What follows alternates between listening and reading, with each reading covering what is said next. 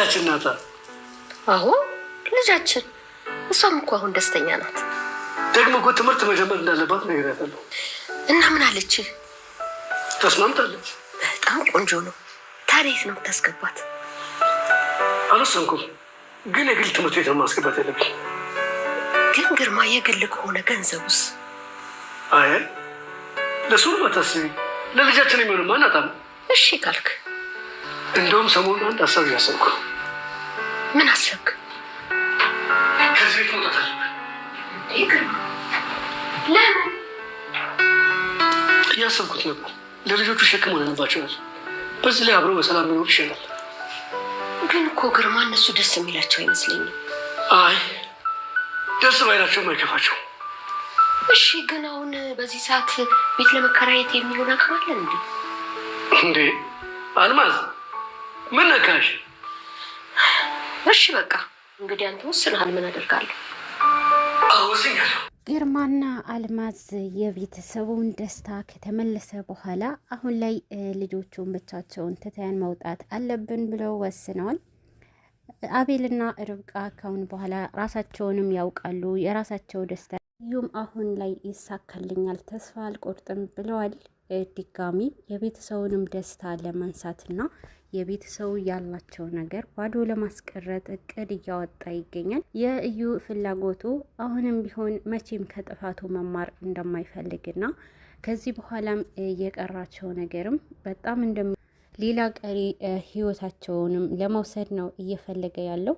እዩ አሁን ላይ ይበልጥ በጣም በመለሳለስና በጣም ከጥፋቱ እንደተማረ አስመስሎ ይበልጥ ቤተሰቡንም ለመጉዳት ነው እየቀረበ ያለው። በተለይ ደግሞ ራኬብን በጣም መቅረብ ይፈልጋል። እወድሻለሁ እና ፈቅድሻለሁ እያለ የእሷንም ፍቅር እስከሚያገኝ ድረስ በጣም እንደሚወዳት ለማስመሰል ነው የቀጠለው።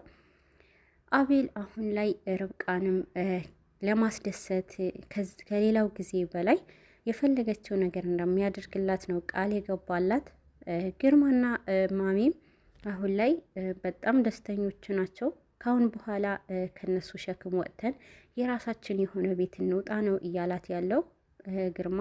ግን ደግሞ እሷ የምትፈልገው አቤልን አጠገብ ሆና የእነሱን ደስታ ማየት ነው። ግን ያንም ሆኖ አቶ ግርማ የበለጠ እነሱ ደስተኛ እንዲሆኑ ብንወጣ ይሻላል። የራሳቸው ደስታ ሁለታቸው የራሳቸው የሆነ ነገር ያስፈልጋቸዋል፣ ጊዜ ደስተኛ እንዲሆኑ ብለዋል። ማሚ ግን ይሄ ነገር የሚፈልጉት አይመስለኝም፣ እኛንን ዝም ብለን የምንጨነቀው ብላለች። ግን ደግሞ ብንወጣስ እኛ የምንከራኝበት ቤት ሊኖረን ይችላል ወይ ብላ ነው ማሚ ጭንቀቷ። ግን ደግሞ ግርማ አሁን ላይ ለሱ አያሳስብሽም፣ ሁሉም ነገር አለን ነው እያለ ያለው።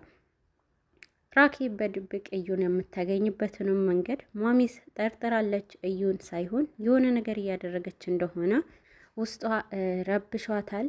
ይበልጥ ከዚህ በኋላ ልጄንም ራኬብ ማጣት አልፈልግም የሚለውንም ስጋት ይዟታል። ከምንም በላይ ልጃቸውንም ከድሮ ጀምሮ የጎዷትንም ስለ ጣሏት ከዛ በፊት የደረሰባትንም ስቃይ ስለነገረቻቸው ካሁን በኋላ አይናችን ስር ሆና ደስተኛ እንድትሆን ነው እናደርጋታለን እያሉ ያሉት።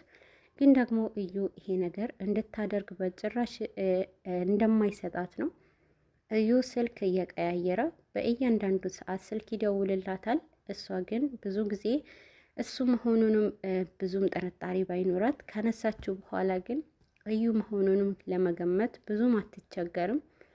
በዚህን ሰዓት እዩ ደጋግማ ከአንተ ጋር መገናኘት አልፈልግም፣ ከአይኔ ራቅ፣ አንተን ማግኘት አልፈልግም ብለዋለች። እሱ ግን በጭራሽ እሷ መንገድ እንደማይጠፋ ነው የነገራት። የእዩ አሁንም ፍላጎቱ ራኬብንም ቀርቧት በፍቅር ሳይሆን የቤተሰቡ ደስታ ለመበጥበጥና የአቤልና የርብቃንም ደስታ ለመንጠቅ፣ በተለይ ደግሞ የቤቱንም ካርታ ለማግኘት ነው ፍላጎቱ። እዩ መቼም ቢሆን ተስፋ አይቆርጥምና ከመጀመሪያ ጀምሮ መቲ ባለችበት ጊዜ አቤልም የመቲ ስለነበረች መቲ ወደ ራሱ አዙሮ መቲንም ተጠቅሞባት ነበረ። መቲ እስከ መጨረሻው ድረስ አፍቅረው ፍቅር ሰጥታው ነበርና አቤልንም እሷም አታላው ነበረ።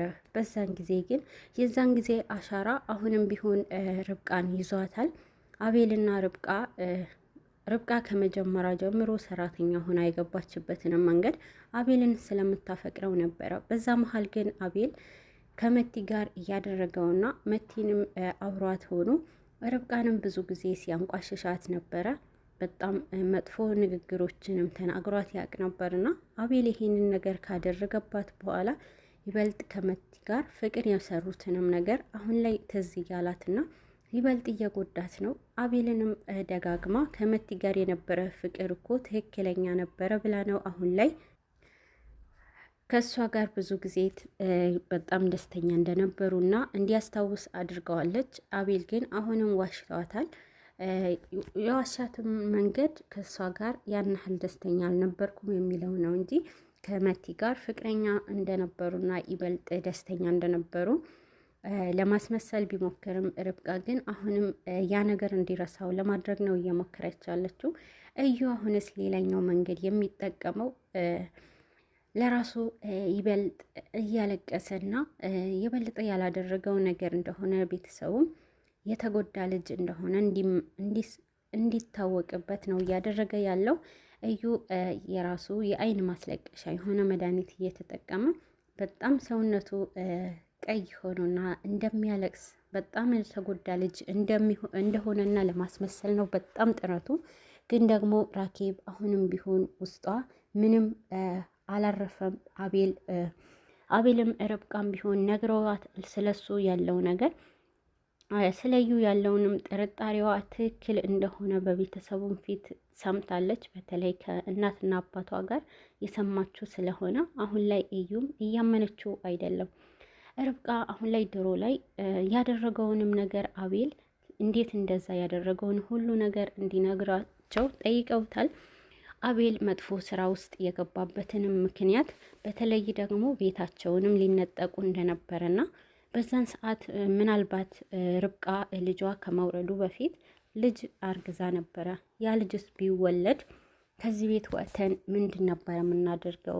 ጎዳና ላይ እንወጣ ነበር የሚለውን ሀሳብ አስጨንቆትና ወደ መጥፎ ስራ እንደገባ ነው ለርብቃ የነገራት።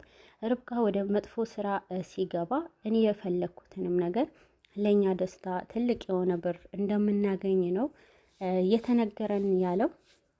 አቤል አሁን ላይ የገባበትንም ሴቶችን ወደ ሌላ ወደ ሀብታሞችን ለማቅረብና የሴቶችን ትናንሽ የሆኑ በጣም ወጣት ሴቶች ወደ ማይሆን ስራ እንደሚያሰማራ ነበረ ለርብቃ ነገራት። በዚህን ሰዓት ልክ እንደ ሪችም የደረሰባትን ጉዳት ስለሆነ በጣም አዝነዋል። ይሄ ነገር ደግሞ ከአሁን በኋላ መቆም አለበት ብለው አስበዋል። ርብቃና ሪች አሁን ላይ ሴቶች የሚጎዱትንም ለህግ መቅረብ አለባቸው ብለው አስበዋል። አቤል ግን ይሄ ነገር አይሆንም፣ እነሱን መያዝ አንችልም፣ በጣም ሰፊ ናቸው እጃቸው እና ደግሞ አንቺንም ይጎዱብኛል ብዬ ፈርቻለሁ። ይህንን ስራ ጀመርኩኝ፣ ለማቆም ግን ብገደድም ይበልጥ በጣም መጥፎ ነገሮችን እንደሚደርሱብኝ ነው የተናገሩኝ ብለዋታል። ርብቃ አሁን ላይ አቤልም ከዛ ስራ መውጣቱ በጣም አስደስተዋታል። ካሁን በኋላ ልጅ ወልደውና የራሳቸው ህይወት ደስተኛ ሆነው እንደሚኖሩ ነው እያሰቡት ያሉት። ርብቃና አቤል የድሮ ፍቅራቸው ተመልሰዋል። እዩ አሁንም ተንኮሉ እንዳለ ነው። ይበልጥ ተንኮሉን እየሰራ ደስተኛ ሆናለሁ ብሎ ነው እያሰበው ያለው። ይበልጥ ግን ራሱንም እየጎዳና እዩ የድሮ ማንነቱንም አጥቶ ይገኛል።